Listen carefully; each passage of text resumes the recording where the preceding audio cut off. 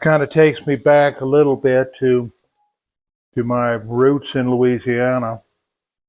I grew up just outside of New Orleans, probably 7 or 8 miles, in a little town called Harahan. Um, but I remember my parents were at our camp. We had a fishing camp down in a place called Cocodrie, Louisiana. It was down at the end of the road, as far as you could go down in Louisiana on that one road down through Houma and Thibodaux, and but anyway, they were down there at the camp, and I had a little job, and probably about 14, maybe 15, probably 14. So I'm going to cook something and have it ready when they get back, when they get home. So I got in there and I sauteed some onions a little bit. I made a roux, and I started a big pot of stewed chicken. And I didn't know what I was doing. I just, that's how I do now. I just start throwing it together. And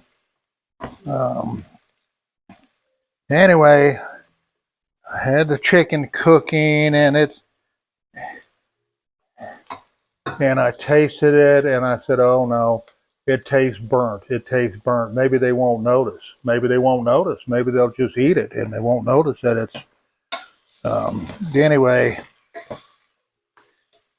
I went across the street and talked to an old Cajun French guy. His name was Mr. Slim. The real name was Lenny Norman. Worked night shift at the American Can Company in New Orleans. And anyway, I talked to him about it. I said, I think I burned it. I think I burned it. He said, well, the only way to fix a burnt brown gravy is turn it into a red gravy. I said, okay. And I got out 3 cans of tomato sauce and 2 cans of tomato paste and dumped it in there. And it was the best chicken cacciatore, whatever you want to call it, that you could ever taste. It came out wonderful. Covered up that little bit of burnt roux. And well, I don't know how you can say a little bit. A burnt roux is a burnt roux. But anyway, it says I've been cooking ever since. I don't do.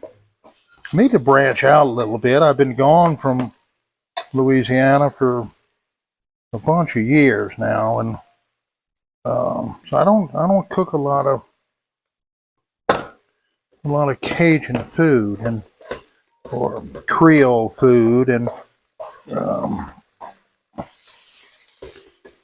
but jambalaya